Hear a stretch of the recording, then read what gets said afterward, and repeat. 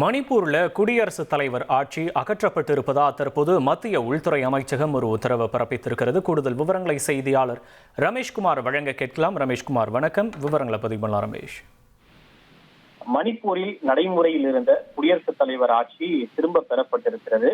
குடியரசுத் தலைவர் திரௌபதி முர்மு இந்திய அரசமைப்பு சட்டம் 356வது பிரிவின் கீழ் தமக்கு இருக்கக்கூடிய அதிகாரத்தை பயன்படுத்தி இந்த குடியரசுத் தலைவர் ஆட்சி திரும்ப பெறப்பட்டிருக்கிறது.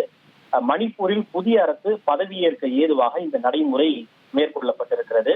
குறிப்பாக மணிப்பூரில் குக்கி மற்றும் மெய்த்தை சமூகத்தினரிடையேயான 2 ஆண்டுகளுக்கும் மேலாக நீடித்த இன கலவரத்தை தொடர்ந்து அங்கு பாஜகவின் சார்பில் முதல்வராக இருந்த பைரன் சிங் கடந்த ஆண்டு பிப்ரவரி மாதம் தனது முதல்வர் பதவியை ராஜினாமா செய்தார். அதனைத் தொடர்ந்து பிப்ரவரி 13ஆம் தேதி அங்கு முதன்முறையாக குடியரசுத் தலைவர் ஆட்சி அமல்படுத்தப்பட்டது.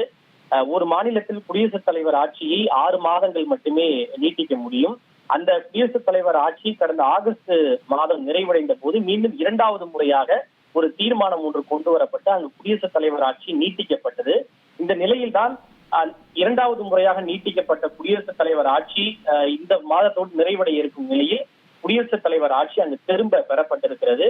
பாஜகவை சேர்ந்த கெம்சிங் என்பவர் அங்கு ஆளுநரை சந்தித்து இன்று ஆட்சி அமைக்க உரிமை கோரியிருக்கிறார். இந்த சூழ்நிலையில் அவர் நாளை அல்லது நாளை மறுநாள் கெம்சிங் மணிப்பூர் முதல்வராக பதவியேற்பார் என்று எதிர்பார்க்கப்படுகிறது. இதனையொட்டி மணிப்பூரில் நடைமுறையில் இருந்த குடியரசுத் தலைவர் ஆட்சி ஓராண்டுக்கு பிறகு திரும்ப பெறப்பட்டுள்ளது. உங்களுடைய விவரங்களுக்கு நன்றி ரமேஷ்குமார்.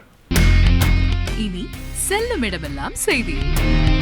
தந்தி டிவியின் வாட்ஸ்அப் சேனலை ஃபாலோ பண்ணினா செல்ல இருக்கும் இடமெல்லாம் செய்தி. இதோ QR கோட் இப்பவே ஸ்கேன் பண்ணுங்க, ஃபாலோ பண்ணுங்க.